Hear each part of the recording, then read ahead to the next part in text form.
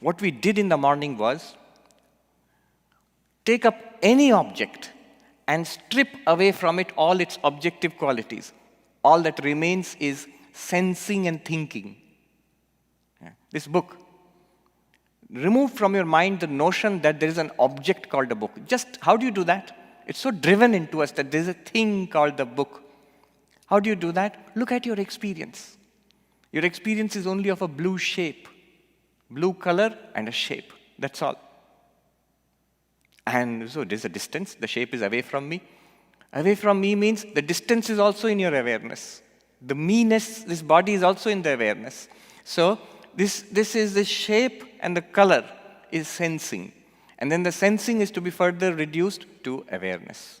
The sensing is nothing apart from awareness. No object, just color and shape.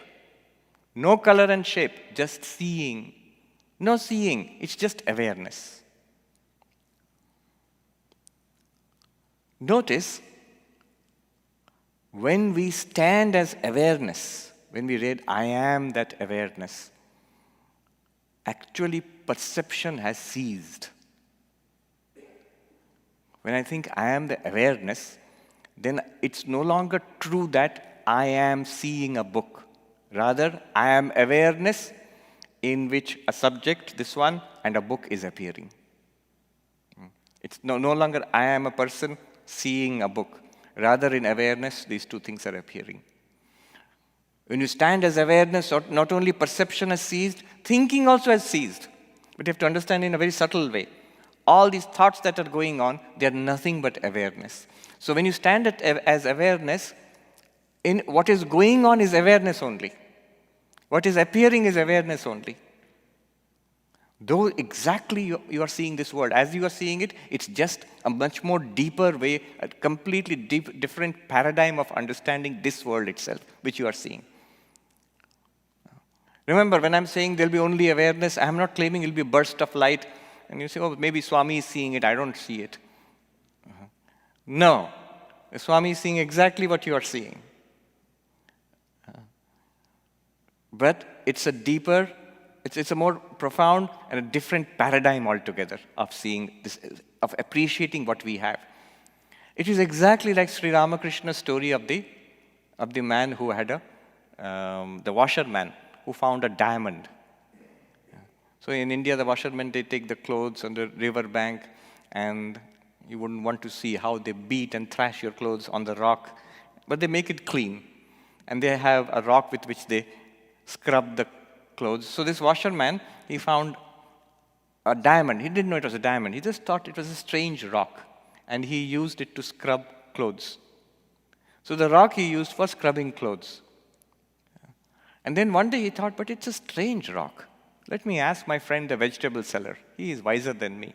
And he showed the rock. And the vegetable seller said, yes, it's a pretty rock. I will give you 10 pounds of brinjals for it. But the man didn't stop there. He said, let me ask the jeweler. He's a much more intelligent man. So he finally went to the jeweler, the diamond merchant, who said, my God, this is the biggest diamond that I have seen. I'll give you millions for it. And so all the wants of the washerman were removed forever. Now the story is this, the parable of the diamond is that he always had the means of removing all his wants forever. But that thing which he had, he even knew he had it. But he thought it was a rock to scrub clothes with. And that's what he did. We have that rock. But we are scrubbing clothes with it. What are we doing? We are seeing, hearing, smelling, tasting, thinking, remembering, desiring, loving, hating, suffering. All of this is possible because of what? What is the rock? What is the diamond? Awareness. Awareness. We always have that. And I am that awareness. Also, that awareness is limitless. We talked about this in the morning. The awareness is limitless. It is not located in space. Space is an appearance in awareness. It is not proceeding through time. The time is, we are going from past to present to future. No, past, present, and future are flowing past in front of us in awareness, appearing and disappearing in awareness. It is not located in the body. The body is located in, or body is appearing in awareness. All that appears in awareness is nothing apart from awareness. Just as all the reflections in a lake are nothing apart from water. All the reflections in the mirror itself, they are nothing apart from the mirror. Similarly, all appearances in awareness are nothing apart from awareness. And this limitless awareness, not limited in time, eternal. Not limited in space, all-pervading. Not limited by object, that means all objects appear in awareness, there's nothing outside awareness. Not limited in that way, that means non-dual, because there is no object other than awareness. Nothing other than awareness, no second reality apart from awareness, no second, no duality, non-duality, Advaitam. The awareness is non-dual. So the awareness is eternal, all-pervading, non-dual. This is the meaning, this is the technical meaning of infinity. Infinity. In Vedanta, infinity means limitless. Limitless. What are the limits? One limit is temporal limit, born and dying, produced and destroyed. Before this was not there, after this will not be there. That is temporal limit. Eternal, no temporal limit. Limitless in time. Another is spatial limit. We are here, not there. In Garrison, not in New York. Spatial limit. That's only the body. But Garrison and New York both are appearances in awareness. So no spatial limit. All-pervading. And the object limit, that there are things other than this. There are no things other than this. They are all appearances in awareness. So non-duality. So this is limitlessness. This limitless, boundless luminosity, I am.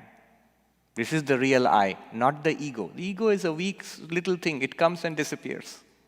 It arises in the mind and disappears into the mind. Every night it disappears.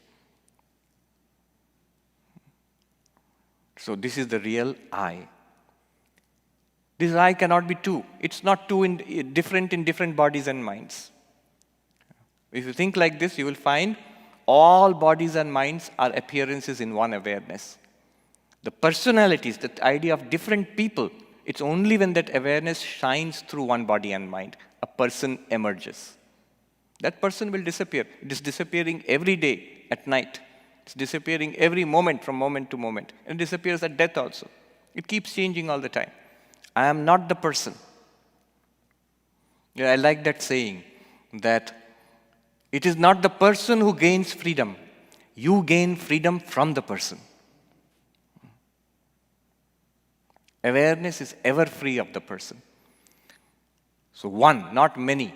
There are not many here. There is only one awareness, and we are all that one unit awareness. This is Advaitam. Ashtavakra begins from there. So in this session, what we shall do, this session is also a meditation like the first session. The whole thing is a meditation on our awareness nature. What I will do is, instead of giving a full talk, I will quote verses from Ashtavakra, dwell, meditate on them, and take questions.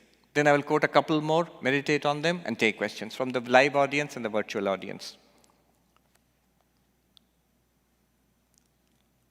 Ashtavakra, we know, is one of the most radical teachings of Advaita Vedanta. It will make sense here. He sort of begins at the level where we left off in the morning. That there's this non-dual awareness, I am that. Then everything else he says here makes sense. Directly. That's why Ashtavakra is not a good way to start Vedanta. Many people love this book. It's very inspiring. Swami Vivekananda loved it very much. Sri Ramakrishna recommended it to Swami Vivekananda especially. But to begin Advaita Vedanta, we need process, steps, arguments, techniques, some of which we saw in the first session. Now here we continue our journey as awareness. Let us join Ashtavakra in his reflections. Notice Ashtavakra maintains a uniform level. He just says the same thing over and over again. You are the infinite awareness. You are Brahman. You are Brahman. He says the same thing over and over again throughout the book in 18 chapters. There are no arguments here. There are no steps here. There are no stories here. It's just one thing. So wherever you pick up, wherever you touch salty water, taste it till salty. Similarly, wherever you taste Ashtavakra, you are Brahman. So I'm going to, for certain reasons, I'm going to chapter 15. So it's a especially favorite section of mine, from verse 4 onwards. Those who would like chapter 15, verse 4 to verse 16, I would say, but it's good to read till the very end. Chapter 15, verse 4 to verse 20, you should read it sometime.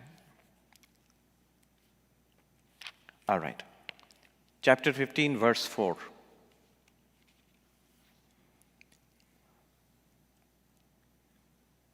Natvam deho nate deho bhokta karta nava bhavan chidruposi sada sakshi nirapeksha sukham chara. Highest philosophy. It says, chidruposi. You are awareness, limitless awareness. Your nature is this limitless awareness. Natvam deho, natvam deha. You are not the body. Nate deha. The body is not yours. Bhokta, experiencer of pleasures and sufferings. You are not. Karta, the doer of deeds. You are not. Nava bhavan. You are not the doer of deeds either. Sada sakshi. You are ever the witness consciousness. Nirapeksha. You witness without depending on senses or mind. So witnessing here, we'll explore this. What is actually the real nature of witness consciousness? Sukham chara. Live happily. Interact with the world. Interact with your experiences provided by you, the awareness, happily. It's not that you have to withdraw. You see, the question was, why not withdraw and leave everything? And why maintain the body and mind? Here he says just the opposite. Sukham chara. Happily interact with everything. Chara means move around. So you go with the flow which is appearing in you, the awareness. Now let us see. Natvam deha. You are not the body. This is fundamental first step in Advaita. Now notice immediately, in a traditional Advaitic setting, when we have this teaching, I would have to go through these steps. Why are you not the body? I would invite, the teacher would invite us to see that the body is changing. Not so? The body is changing. Note the changes in the body. From babyhood to childhood. First birth, babyhood, childhood, teenage, youth, middle age. Changing so much. Old age. Changing so much. So, but notice that you have the unshakable sense of identity. I, who was the baby, is the child, is the teenager, is the youth, is the middle-aged person, the old person. And yet, if I am unchanging, I have that identity, how can there be this continuous identity in the midst of continuous change? Continuous change and no change, they cannot go together. Hence, I am not the body. It's a kind of persuasive argument. Remember, it's not like a mathematical proof. It's more like a lawyer's argument, trying to be persuasive. So these are the ways we would do it. We would invite you to see that the body is an object and you are aware of it. You can see it, hear it, smell it, taste it, touch it. It's an object. Just like this object. Then how is it that I am the body? The subject and object cannot be the same thing. Again, we would be invited to see that awareness is on your side, not on the side of the body. You are aware of the body. The body is not aware of you.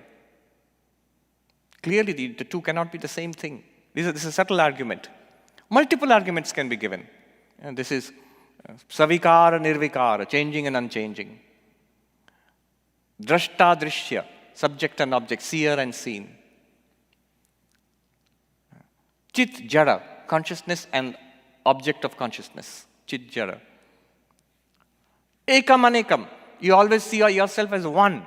We don't think of ourselves as a committee. I am one person, one subject.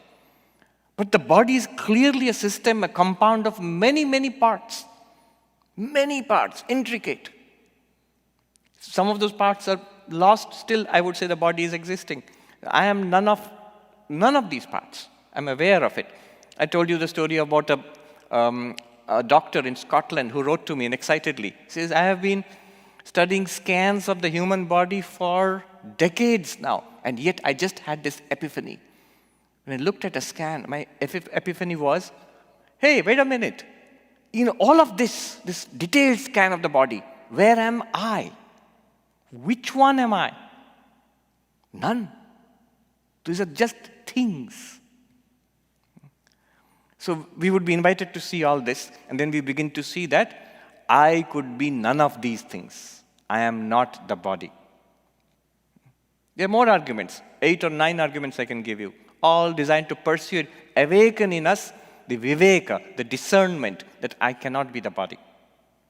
So this is the usual path where the process is to discover ourselves as consciousness. Because consciousness does not become an object, we are used to only objects, the indirect way of seeing that the objects which present themselves as I, let me examine them and see that they are not I. That's what we are doing. But Ashtavakra does not do that. Now we can understand what Ashtavakra is saying. Natvam deha, you are not the body. Why? Chidruposi, you are awareness. Appeal to your experience. Notice, body appears in you. Just as the flower, shape and color, here, shape and color, mostly orange. Just as the sound,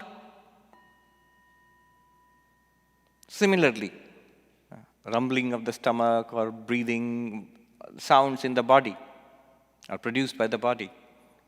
Taste, smell, touch, all of them are appearances to our sensory system. And all the sensing is nothing apart from I, the awareness. I am Chidrupo. See, a direct approach.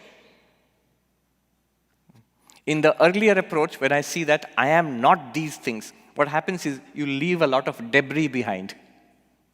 You leave a lot of objects. So what you are doing is leaving some homework for later on. What you have done is I have isolated myself as the non-objective, pure subject consciousness, and all the objects are still remaining. Now what do you do with them? If you leave them alone, then you are a Sankhyan. You're a Sankhya Purusha. Prakriti is still out there functioning. But here what happens is, all the objects which are appearing to me are dissolved. Whenever the moment they appear, they're dissolved into consciousness. Note the process of dissolution which we did in the first session. We go from the gross flower, object flower, to the subtle shape and color. From sthula to sukshma. And the subtle is merged into consciousness. Subtle is merged into pure consciousness, Chaitanya. Someone might ask, but isn't there another causal? We keep talking about causal. Karana, Sukshma, Sthula. Causal, subtle, gross. The gross is the object. The subtle is shape and color. What is the causal? The causal is nothing other than ignorance, which makes us think that there is an actual physical object independently apart from us. That's the cause of this flower. I'll repeat. The causal, the karana, is nothing other than ignorance. Ajnana is the karana. The same appearance, we feel it's a separate, independent entity. Buddhist I'm reminded of the Buddhist language would be existing from its own side. Ignorant, it's not true. That's our common sense view. That's because of the causal nature, the ajnana. This thing is not a separate, independent thing. There is no such separate, independent thing apart from the spot of color, the patch of color and shape which appears to you right now. And that color of shape is nothing apart from the sensing, the seeing. That's subtle. And that subtle thing is nothing apart from the awareness in which it is appearing. Go from the gross to the subtle to awareness. We go to awareness, causal is removed immediately by itself. Chidruposi. You are awareness, body appears in awareness. You are not the body. Nate deho. So the appearances which come in awareness, in me the awareness, do they belong to me in some sense? They don't. They don't. It's as silly as saying, do I belong to myself? Does awareness belong to itself? No. That's a strange way of looking at it. It's the very nature of awareness to shine forth in many ways. And here it is shining forth as a body. It's not my body.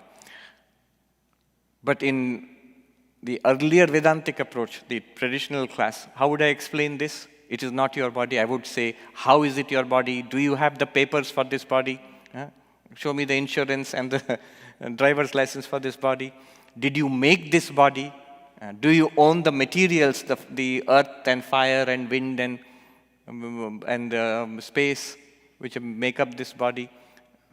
Does the body obey you? No. Most of the processes, do you run this body? Are you at least the driver? No. Thank God we are not. I've told this earlier because if we tried to drive it, it would collapse within seconds. You'd have to call ambulance, 911, yes. So this would be the traditional way of explaining. It is not your body, and that's fine. But here we have already gone to awareness. It's an appearance in awareness. And awareness does not have things it owns. Awareness is not limited by anything outside it. So the body is not mine. Bhokta karta nava bhavan. If I am not an embodied being, then I cannot be the doer of deeds. What deeds has awareness done? Well, to begin with, Swami, awareness ate a lot of food today. That's one deed that has been done. But really, it's only when you think of ourselves, we think of ourselves as a body and a mind with this food, and I put it in my mouth and eat it and swallow it and digest it. I said, I am eating and digesting food. But didn't the food and the body and the hunger and the action all appear in awareness? Isn't that we chant? That what we chant? Brahmarpanam Brahmavi. What action was performed? Every action is also that light, is that awareness. Awareness is not doing anything. It is just shining, and shining is not a doing. It's the very nature of awareness. Sada Sakshi. So another thing is implied here. If we are not the doer of deeds and not the experiencer, in that case, law of karma does not work or apply. When does law of karma apply? I am an embodied being in a body and I'm confronted with a world and I take certain choices and act there. Dharma, adharma, good and bad. And the results will follow. Good actions, good results. Bad actions, bad results. How will I know? You will enjoy pleasure or pain. Sukha, dukkha. Good, bad, and none escape the law. Whosoever wears a form, wears the chain too. Wears the chain thereof. What is wearing a form? Ignorance. Thinking that there is a separate body and mind and I am it. Then the chain comes upon us. But what are we talking about here? As Swami Vivekananda says, but far beyond name and form. Is awareness ever free? He didn't say that. He said, Atman ever free. No, thou art that, sannyasi bold. Say Om Tat Sat Om. No, thou art that, awareness. Again, not to become awareness. We are that already. Choicelessly so, all the time, available. It is just a very new way of looking at the exactly same situation. Notice in all the other paths, what we saw on Friday, yesterday, morning and afternoon, we are trying to make major changes in our thought, in our focus, in our attention. Tomorrow we will see what lifestyle changes have to be made. All those big changes. Here we are not trying to make changes. That is far below. Here we are trying to see what underlies all that. If you make a change and if you don't make a change, what is it that is powering all this? What it is that is the fundamental reality, the fabric of reality here. We are looking at it. And Advaita says, if you look at it, if you really take a look at it, you will be enlightened, you will be free. Sada Sakshi. Ever the witness, never the witnessed. Now remember, witness here means illuminator. That which shines.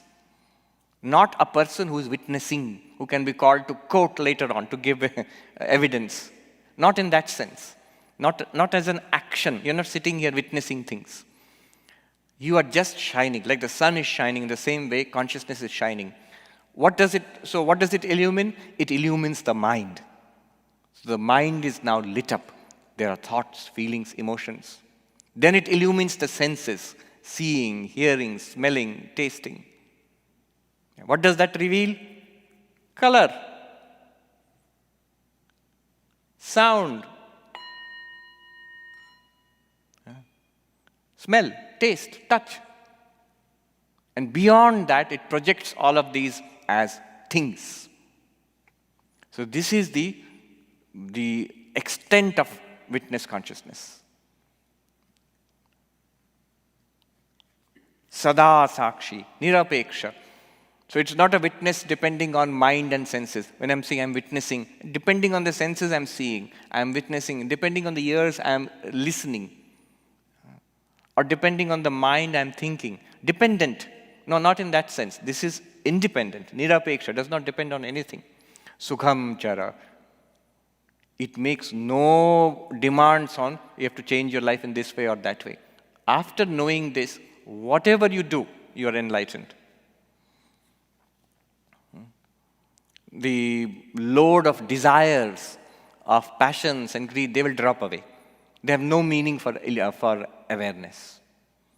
They have meaning only when we are strongly entrenched in body-mind. Otherwise, they are meaningless.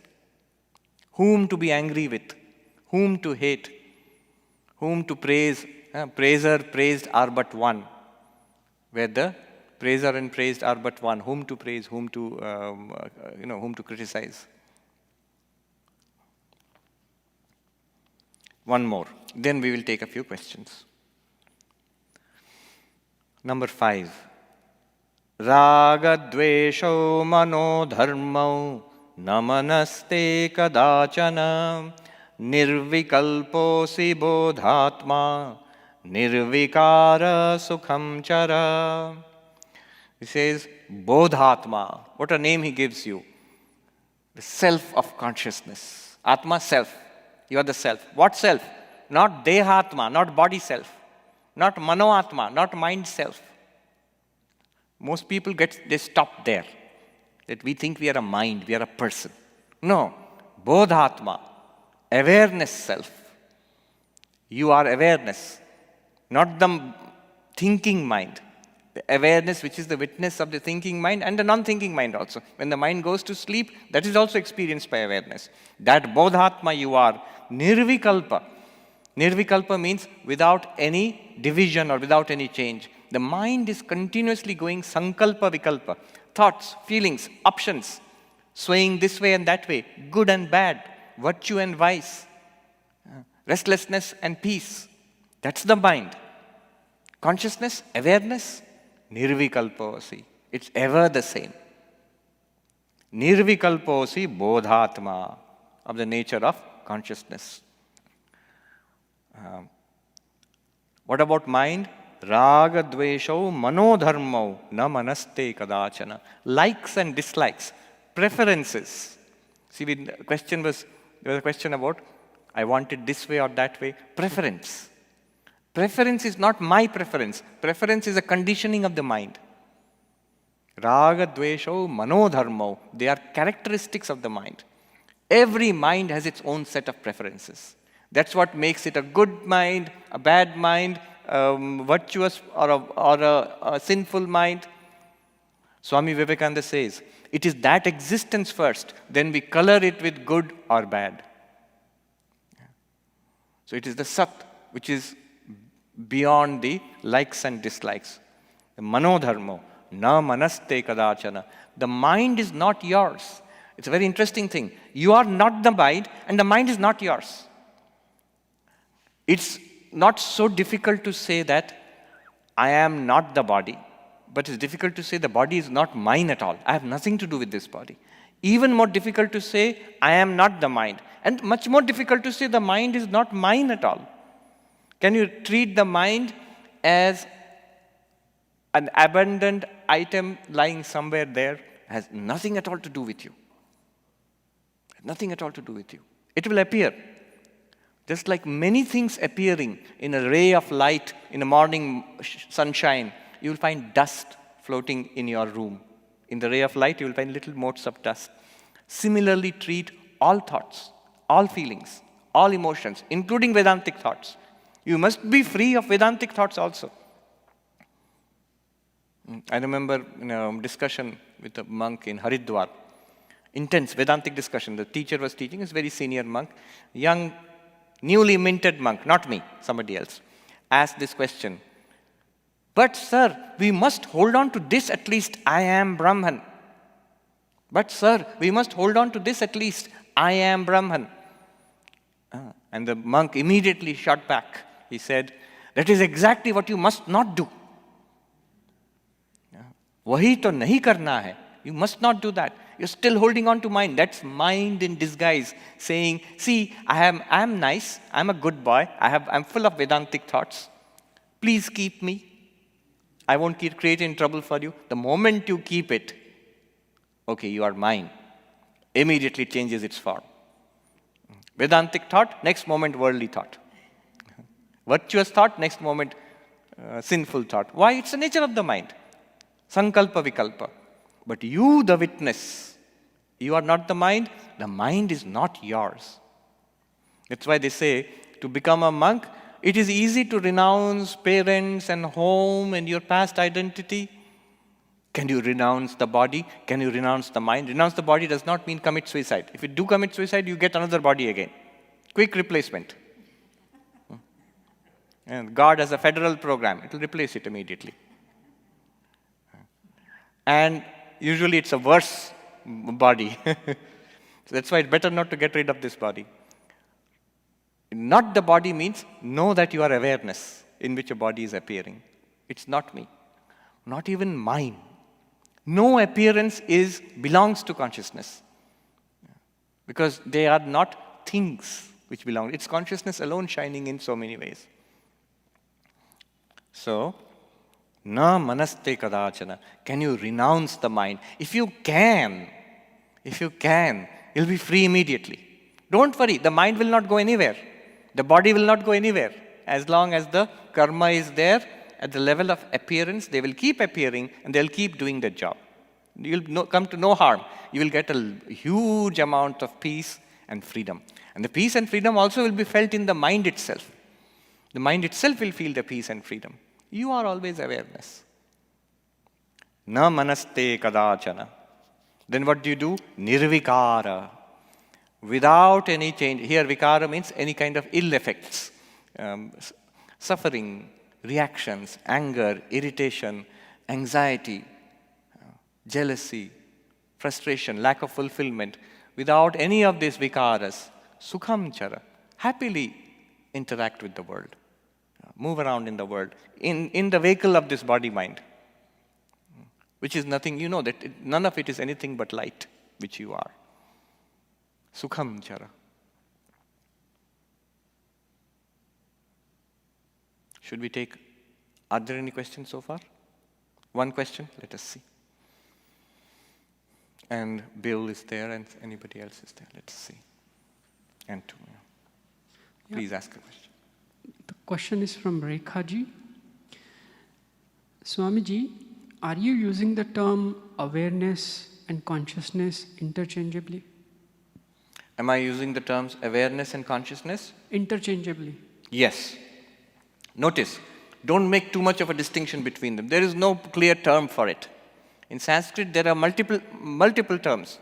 Chaitanya, Chit, Samvit, Turiya, even Atman, Brahman. Consciousness, awareness, these are the closest terms we can use. Remember, consciousness is the usual way consciousness is used. It's not the way we are using it. We know in Vedanta how we use it, but the usual way it is used is, I'm conscious, I'm thinking, walking, talking, and then I'm put under a sedative, I'm unconscious. Not in that sense. That's the activity of the mind and the senses and directly linked with the neuronal activity of the brain. So that's the way consciousness is normally used in medical terminology, in psychology, and in philosophy also, in modern philosophy. For us, from Vedantic perspective, that's consciousness already shining in the mind. Consciousness already being channeled through mind and senses. So we are talking about consciousness itself. Consciousness itself is very difficult to grasp for, it's very easy for us as Vedantins, but otherwise it's difficult because for the simple reason, there's only one simple reason why it's difficult to grasp, and that's so simple and yet so difficult to overcome. Because everything that we are used to grasp is an object, And consciousness, fortunately, unfortunately, is not an object. That's all. It's very much there, it's most evident, it's shining and revealing itself all the time, but it's not an object. And we have this obstinate tendency, and very understandable tendency, to look for it as an object. When you are asked to look for anything, immediately look for an object, no matter how subtle. Take it for granted from now on till full enlightenment when you have no more questions. Every confusion that we have, every question that we have is due to a mixture of mind with consciousness. The confusion arises there. So I'm using them interchangeably. That's why I have a loose hold on these terms, not a tight hold. Otherwise, what happens? For example, different books translate things differently. So I've often faced this question by people who have read Nisarga Datta's I Am That. So in that, he says something like, at the death of the body, this consciousness is nothing. At the death of the body, consciousness will go. Body is gone, consciousness is gone. You will say, but what was Swami telling us all the time? And then he will say, only awareness remains. Okay, now you should understand what is he using consciousness as and what is he using awareness. And remember, it is translated from the original Marathi into English. So the person has translated the empirical functionings of mind and senses, which is correctly, that is how consciousness is used actually. That ceases when the physical body dies. Subtle body goes on, but the subtle body will become active again only when it gets another physical body. But awareness does not go away anywhere. Neither does it come, nor does it go. It is only in awareness that these appearances and disappearances go on. So I am using them interchangeably, and I plan to keep on using them interchangeably, because it's important to have a loose hold on these terms, not a tight hold on them. Then you will get into definitional wrangling. And that is unsatisfactory, because no satisfactory terminology is there to say what we are trying to say. There's a deeper reason. No word can satisfactorily refer to it. No language cannot directly refer to it. Okay. All right. So the question is, you're saying that a person can go on leading the life normally. But when we read about Sri Ramakrishna and his non-dual realization, and then he remains absorbed in Samadhi for 6 months, the intention being that you can't say living normally. And the body just lived because he was force-fed by somebody else. And so what is the role of Samadhi in all of this? All right. When I say living normally, not at all normally. An enlightened being is always extraordinary. But it may be extraordinary in different ways. It is possible after enlightenment to come back and be engaged with this our so-called mundane world, but from a tremendously different perspective. That's why that person now seems to be a saint, a liberated being, Jivan Mukta for us. So there is a huge difference. But they can come back. Remember, Sri Ramakrishna, when he came back, he was engaged. He walked and talked and taught and laughed and joked until the body lasted, he kept on doing that. Sri Krishna, in fact, tells Arjuna to quickly become a liberated Jivan Mukta and start fighting the war. So you can be engaged to that level also. You can do anything. What is the role of Samadhi? Samadhi is the one that, in fact, prevents you from being engaged in the world after liberation. What happens is, this is so real and so amazing that the tendency is to remain absorbed in it. And so after the breakthrough, many saints, not all, but many saints tend to remain absorbed in it for days, weeks. Sri Ramakrishna was an extreme example, 6 months. Ramana Maharshi remained absorbed for weeks together, a month, 2 months, or more than that. He remained absorbed. He would come to some awareness of the external world. I think somebody would feed him. And then, to avoid being troubled by people, there would be a bunch of street urchins who would throw stones at him because he looked like a person in a trance. He went into the basement of a temple, an old abandoned temple, where he remained like that for, I think, days, weeks. And his feet were gnawed by rats. He never felt it. Sri Ramakrishna, his hair became matted and I think birds nested in it or something. He never felt it. So you lose absolute sight of the appearance called the body.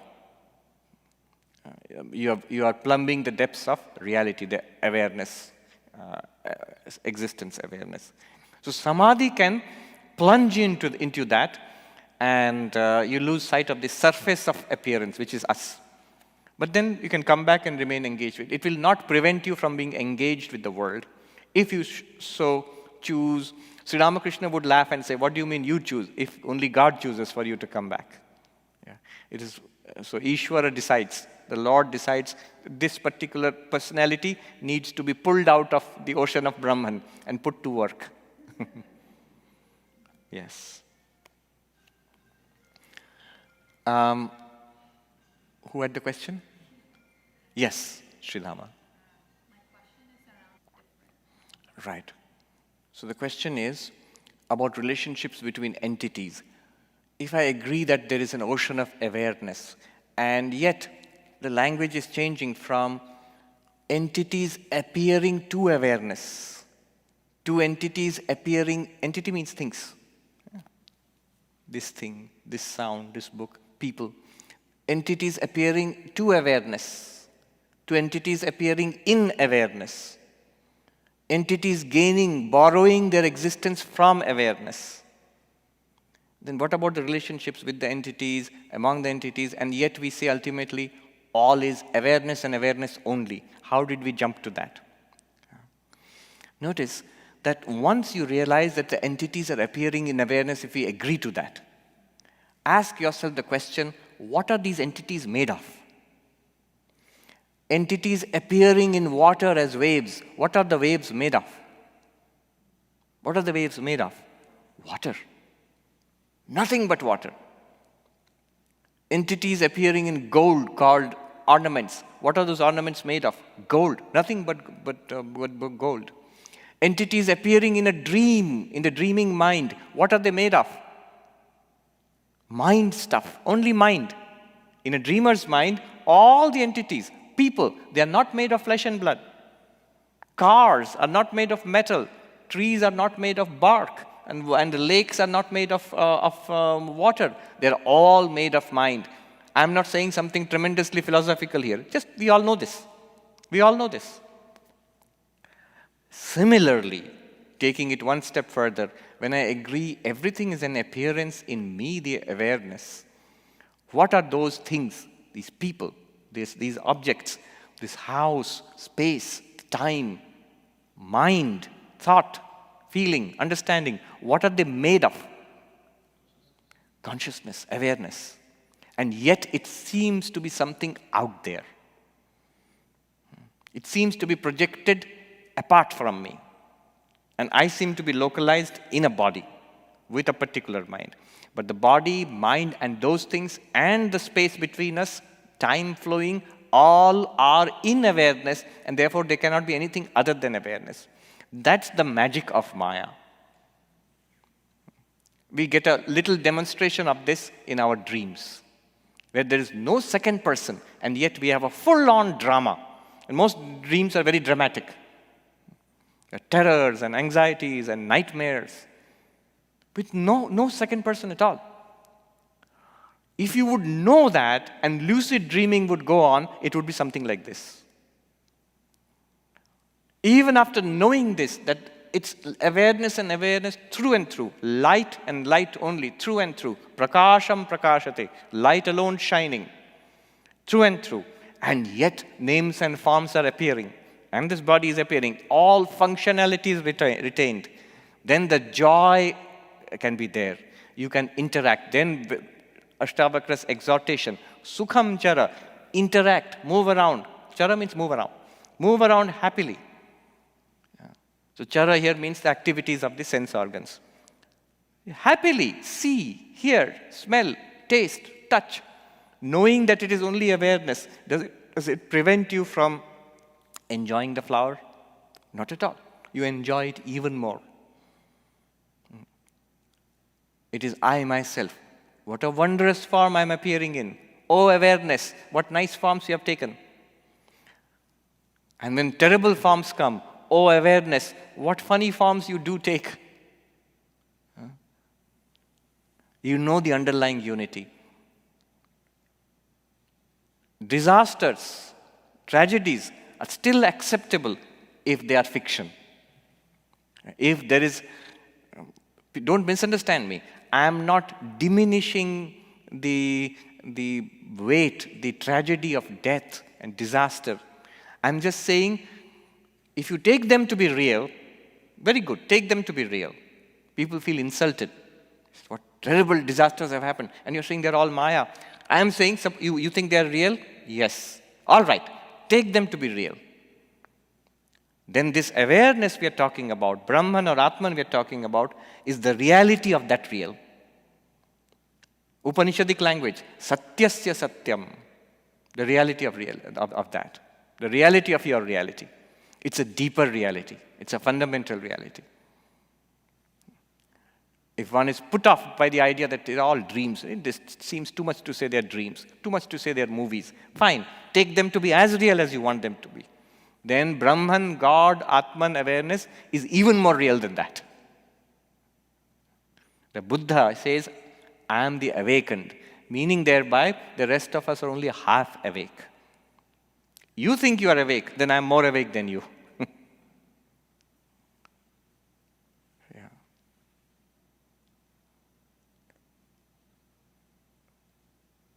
So all relationships are possible, and yet at the moment of relating to this as a nice flower, I know I am nothing but awareness. This flower through and through is nothing but awareness as a matter of fact.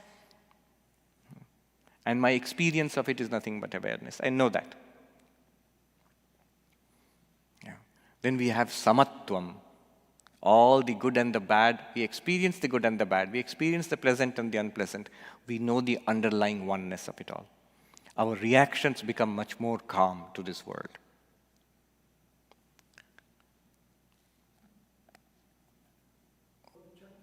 Yes. He's asking, somehow in the dream, it's the subjective mind which appears as the objects and functions as objects also. But remember, in the dream, the subjective mind also appears as a subject. You are not only there on your bed and sleeping, that's forgotten, but you are also there as a bill, a dream bill, experiencing the dreamer's world. You, the dreamer, have become both subject and object in your dream. Similarly, consciousness here, or awareness here, has now appeared in all these ways. And having appeared in all these ways, it enters into one of these systems, that system, as bill, and makes everything else an object to bill. And then there is bill's samsara.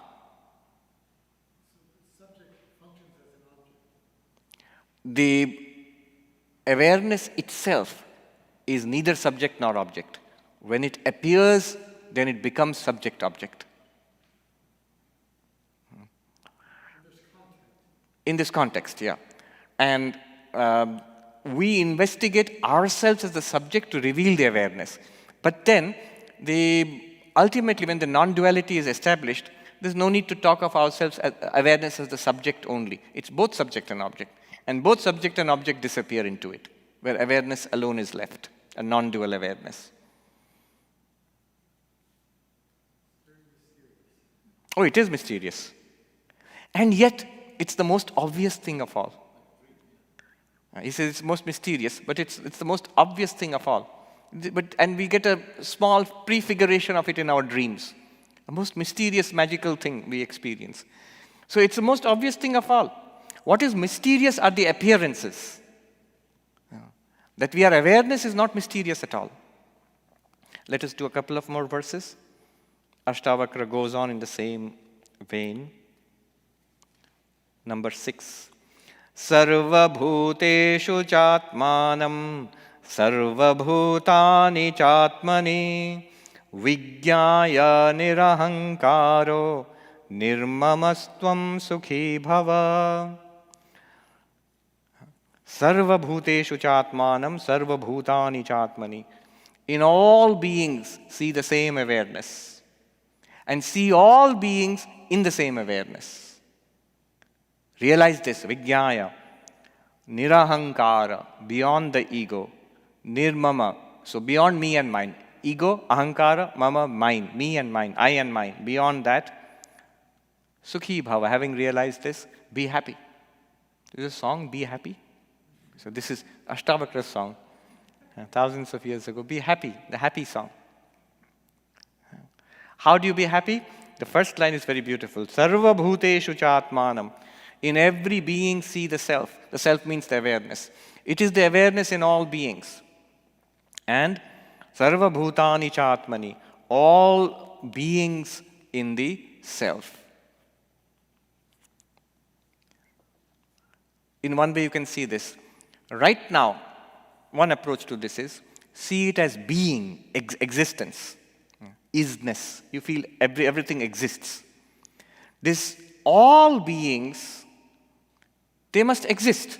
Otherwise, they would not come to your attention at all. All people, things, places, even empty space exists. This existence is nothing other than the Atman, the self. It is this consciousness. It's a great thing to realize what you said at lunch, that being puzzled me until I realized this ever-evident awareness is itself being. The consciousness or the awareness which you feel, which we feel right now, ourselves to be, is our existence different from that awareness? Am I a separate existence and a separate awareness? That's not possible. If I separate awareness from existence, it becomes a non-existent awareness, which is not possible. And the other way around, if I separate awareness from existence, it becomes a non-aware existence, then it wouldn't be me. There would be no experience at all.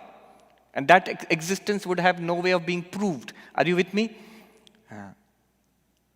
It is, but it's in complete darkness. There's no awareness. You can not even talk about it. Who will talk about it? So existence awareness is one and the same thing in us. This is what Vedanta points to. Normally it does not seem like that.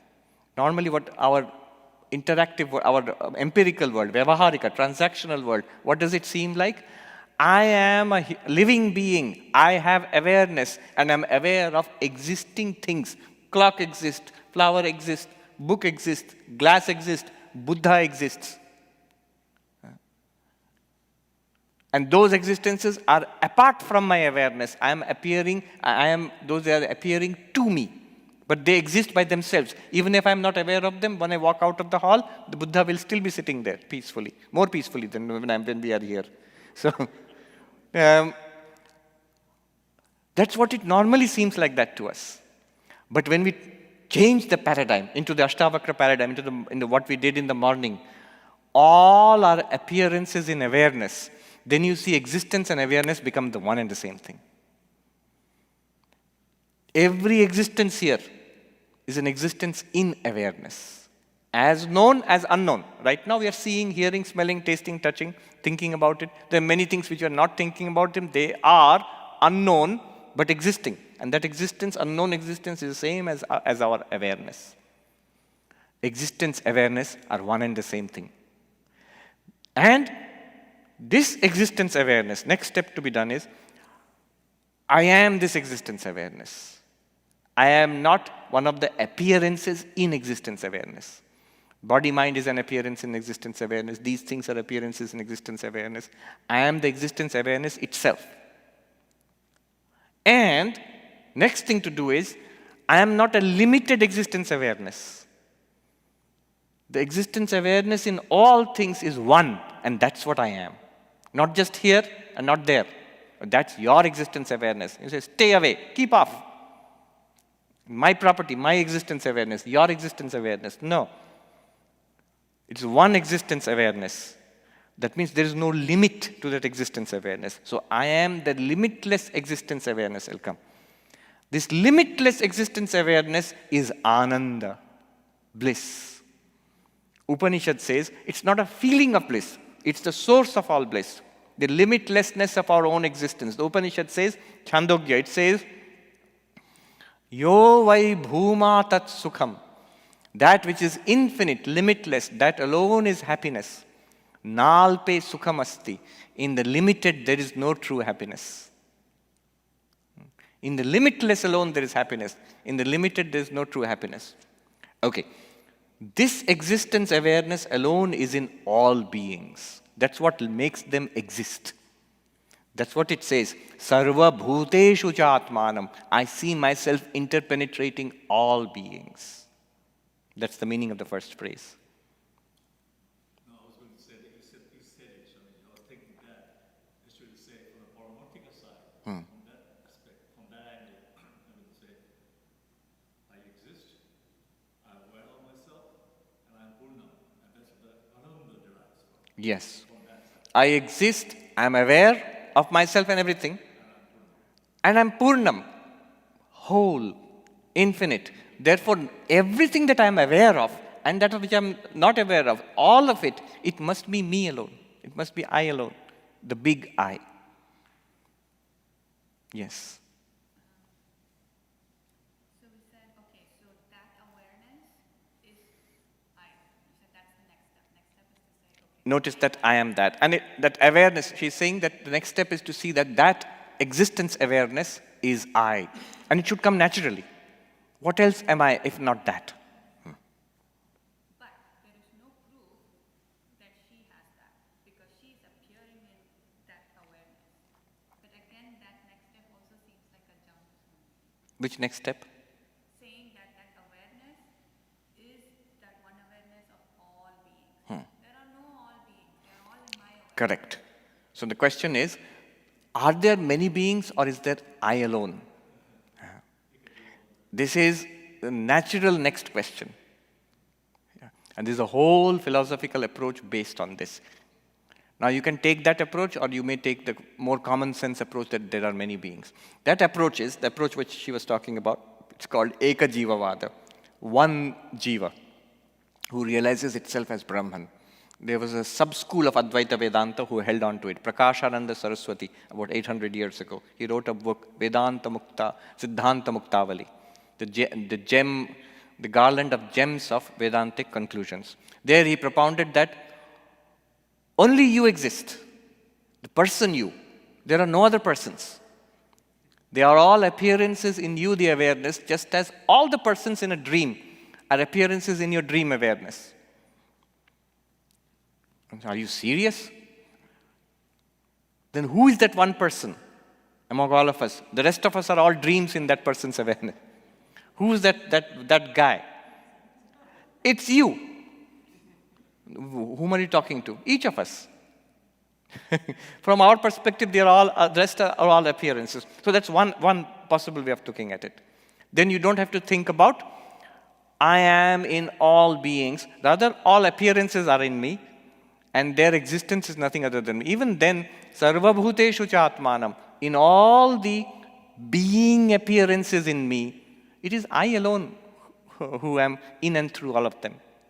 Just as in all the people in your dream, can you say, I alone am in and through all of them? It is true. After waking up, we can say that. So you can say this from the perspective of Ekajivavada. But if you don't want to go down that road, it seems to be a very strange road to go down. It's called solipsism. In Western thought, it's one kind of solipsism which is the result of extreme idealism. This is even more absolute than that. But you need not go down that route. It's not natural, it's logical. Yes. That is true. What differentiates Rama as a person from that yellow flower? Both are appearances, just different names and forms. Right. If you had said, what differentiates Rama from Sridhama?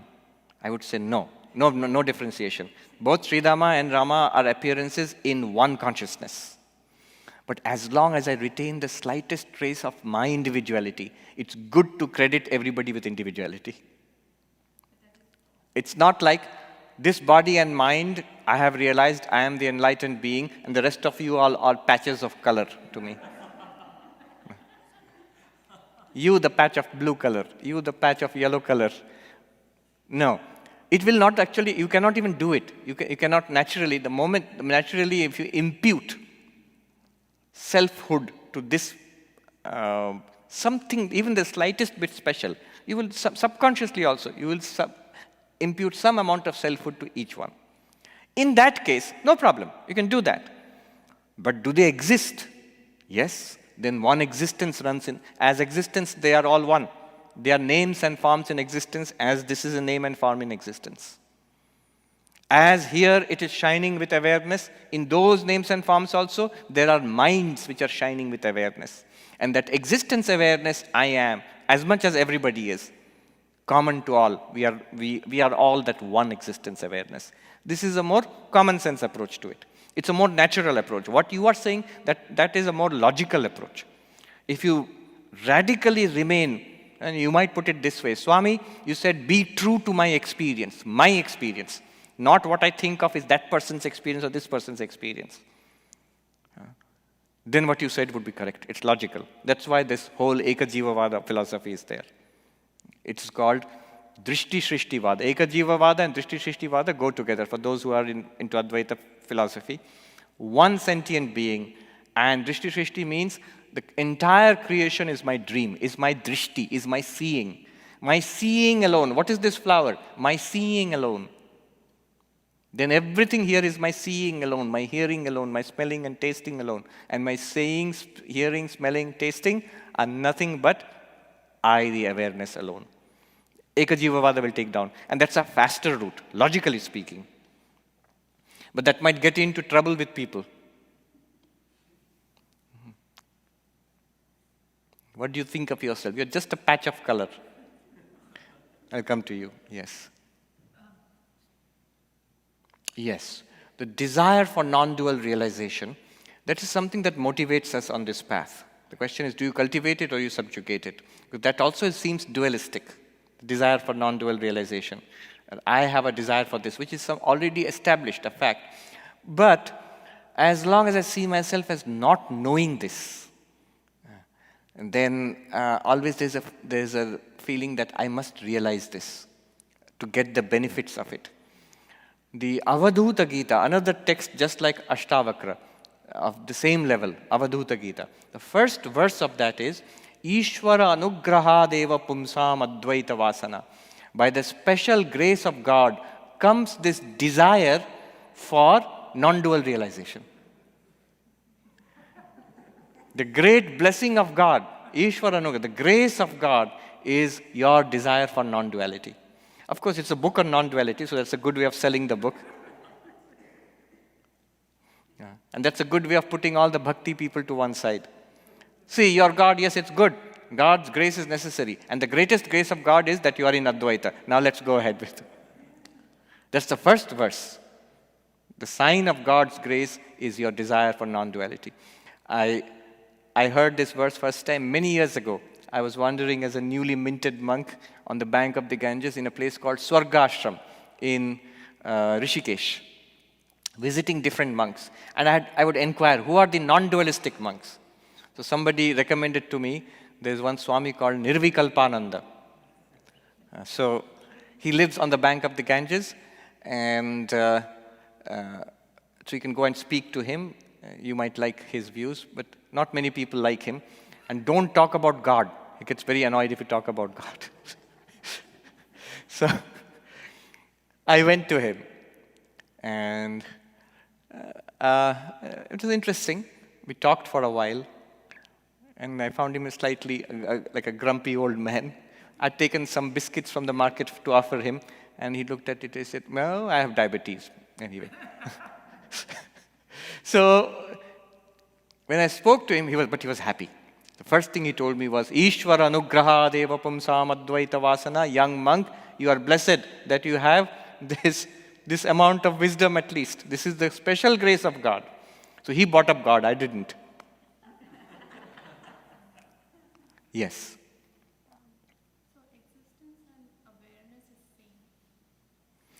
Question is existence and awareness same? Not at our, yes. But in deep sleep, does it appear to be different because we exist but we are not aware? Existence and awareness, are they same? And in deep sleep, are they different because we exist and yet we are not aware of it? Does it appear to be different? Rather, it is just the opposite. In deep sleep, existence and awareness are clearly one. Here, what happens in our waking world, if you take a common sense look at the world, clearly you are aware and you see many things existing. Among them, you think these people are there. Possibly, you will say that you all seem to be aware because you are like me. But the seat I'm sitting on, the floor, and the building, and the wood, they are not aware. They are non-living things. I am aware. Living beings, I think, are aware. A common sense approach. You guys seem to be like me, talking, walking like me, so you are not zombies. You are also aware. But there are also things in this world which are clearly not aware, but they exist. There are things which exist, but they are not aware. And strange things we have got invented now. Smart machines, which exist, which work, which seem to be aware, but probably aren't aware. Which do all the functions of awareness. They seem to see and hear and smell. They remember, they take decisions, they move around. Self-driving cars and robots, and yet they don't seem to have, probably they don't have internal awareness, consciousness. So in the waking state, awareness and existence seem to be divorced. Awareness always exists. But that which exists may not always be aware. That's our common experience.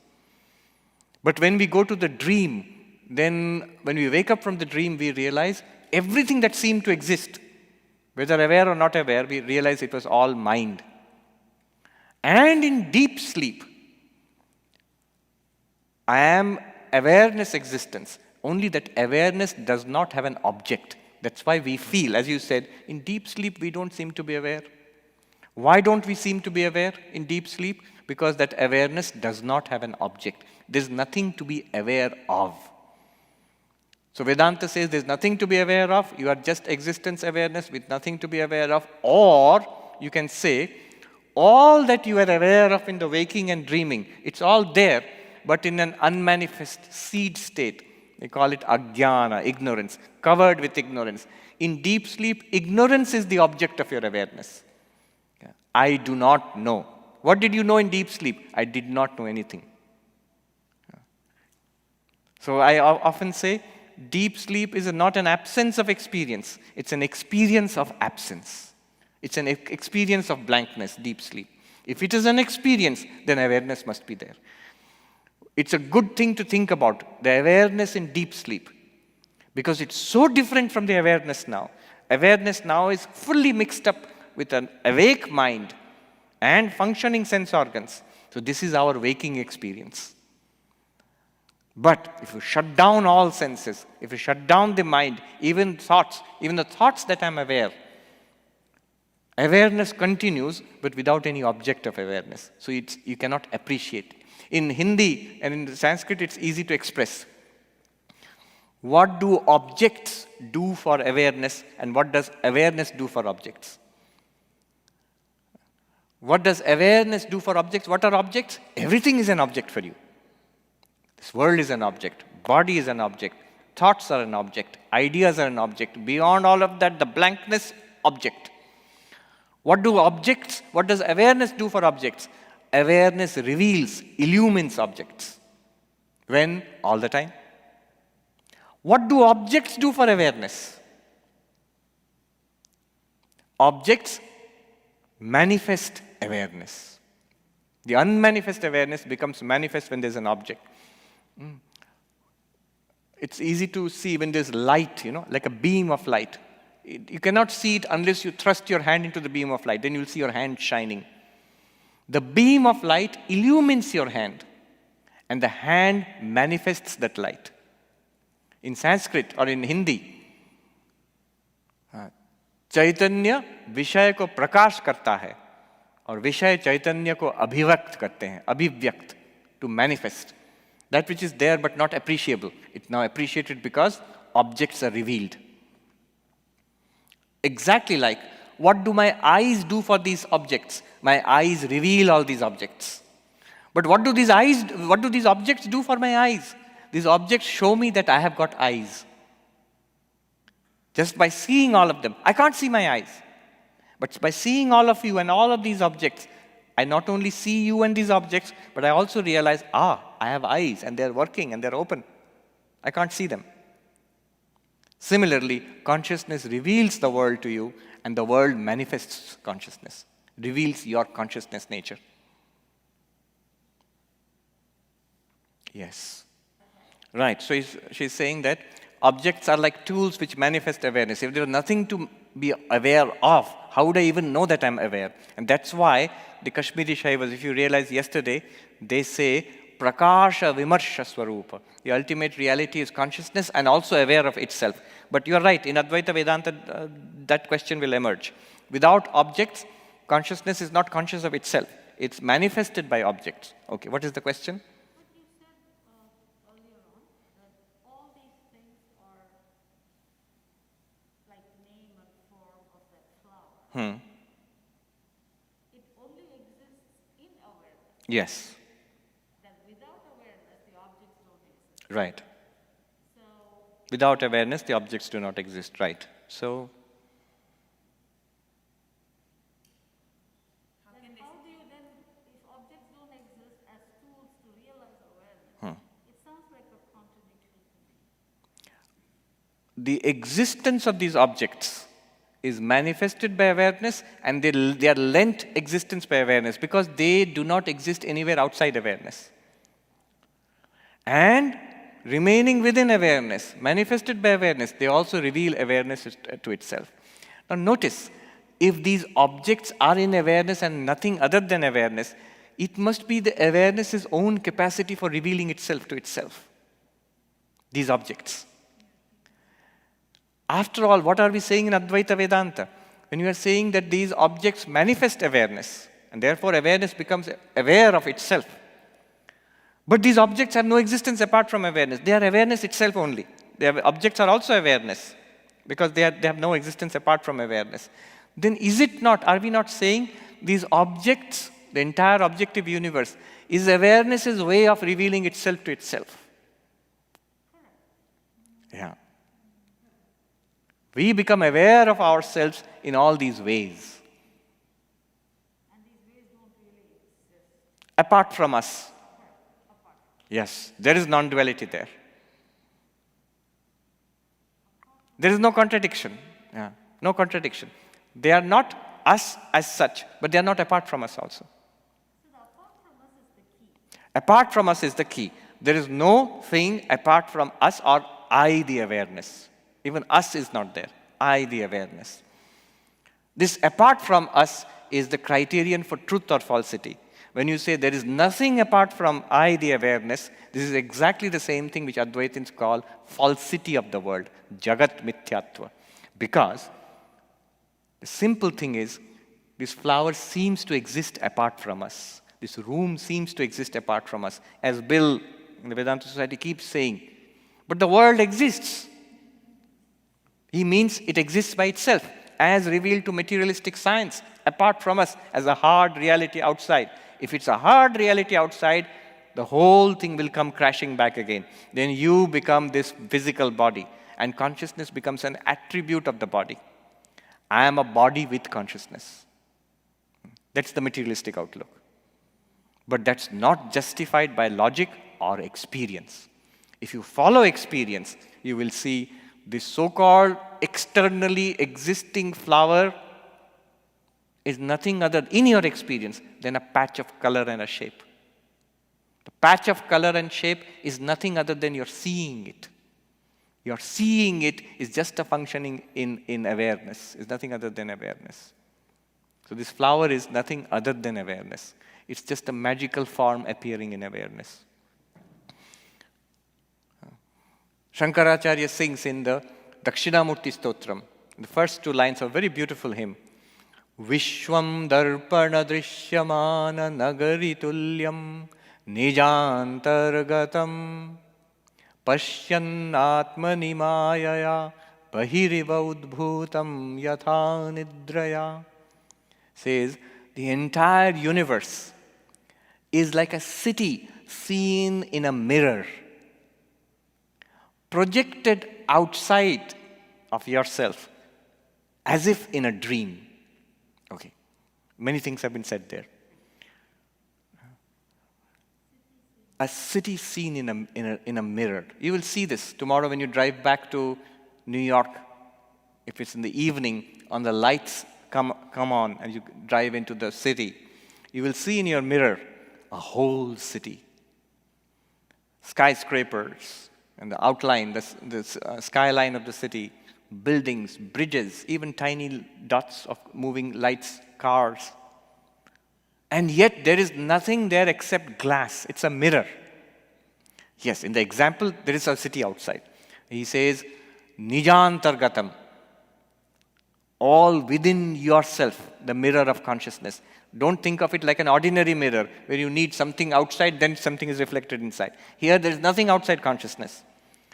Just like reflections appear in a mirror, the entire universe is appearing in you, the mirror of consciousness. Don't think of an external universe being reflected in consciousness. That will lead to materialism. The universe appears in you, the consciousness, like reflections in a mirror. The reflections, though they seem to be cities and people and birds and trees and parks and roads, they're nothing but glass. In the mirror, there's nothing, none of them. There are no people, no trees, nothing, just glass. Similarly, in this universe which you are experiencing, including this body, including this mind also, it's just consciousness, awareness through and through. But it seems to be outside you. Just like he gives another example, a dream. In a dream world, you seem to be experiencing a world and people. The whole thing is in your mind, inside you, but it seems to be projected outside you. Nidraya. Why? Because of sleep. Similarly, because of ignorance, all the projections of consciousness now seem to you like you are a subject experiencing objects. Because of ignorance. Because of sleep, we have dreams projected as if outside ourselves. Because of ignorance of our real nature as consciousness, we have world experience. As if projected outside. I am one body mind, and here is a world. The whole thing is an appearance in consciousness, like a city in a mirror. I remember when I was a kid, and driving from Cuttack to Bhubaneswar with my, parents or somebody, and some others were there in the car. A little kid. And in those days, streets, the highways were not well lighted, they were dark. As the car approached the city of Bhubaneswar, I could see at one turn, you could see the entire city, or a lot of it, shining lights in the mirror of the car. I don't know why that affected me so much, because I'd never read this description earlier, a city seen in a mirror. But maybe in past lives, a guru must have made me memorize it. That's why oh look, there is the city in the mirror. This whole universe is a city in the mirror. What's the mirror? You. What's the universe? You. Yes. Yes. The question is that it is true that all that we know is our subjective experience. And there's no other way. You can't jump out of your own skin. But that's not proof that there is no external world. So this is the realist's objection to the idealist. But the interesting thing to know here is Vedanta is neither, philosophically, Vedanta is neither philosophical realism nor idealism. What is idealism? Everything is in the mind. Yeah. Just like a dream, this is also a dream. It's all in your mind. Bishop Berkeley, after whom the Berkeley city and university are named, he was the famous subjective idealist a few hundred years ago. And about 2,000 years before him, the Buddhist Vijnanavadis, who said the mind-only school of Buddhism, everything is in the mind. Is that what we are saying? No, no, no. No. Even the subject, even the mind is an appearance in consciousness. You are right. There is no way of going beyond your subjective knowledge. Like Bill Conrad was saying, he has ways of pushing back against that argument. He will say, put that camera on. Let us all go out of the room. The camera is recording the room. Come back. See the film. Look. Objective knowledge. Without any subject being present here, the room still exists. Yeah. So I have disproved the fact that the world does not exist outside your mind. Here it exists. No minds were present. We all left. It is a very simple, simplistic argument, Bill. I said to him, even the camera is in your awareness. Even the fact that we have left the room and there's a room and the camera recording the room is also in our awareness. When we come back and see the camera, that's in our awareness. And the camera plays its film of an empty room, that's also in our awareness. Every test has to be testified to by awareness. There's no way of jumping out of awareness. But even that, Advaita is not saying that. Saying that even the subjective awareness, the mind also appears in consciousness. There is no proof that there is no external world. Well, then the burden of proof depends on the person who's claiming that there is a world apart from experience. And nobody has been able to meet the burden of it. They call it the standing scandal of philosophy. That today's world is a very materialistic world. And this kind of idealistic thinking is long out of fashion. And yet nobody can disprove it. They call it the scandal of philosophy. There's no way of disproving it. The famous proof, Bill Conrad often offers this. Samuel Johnson, when he heard of Bishop Berkeley's subjective idealism, he was not at all impressed. He said, I disprove it thus, and he kicked a rock. See, there's a solid thing. I'm kicking it. I feel it. It's a real world. Obviously, it's not a disproof. You could have imagined the whole thing. The whole thing could have been in your dream. Could you not have woken up the next moment and said, oh, I was dreaming that I was kicking a rock. The rock and the kick and the person was all in my dream, in the mind. Was it possible in principle or not? Yes. Okay, let us bring it to a close here. We'll deal with it after that. We have gone over time. Om Shanti Shanti Shanti Hari Om Tat Sat Shri Ram Krishna Arpanamastu.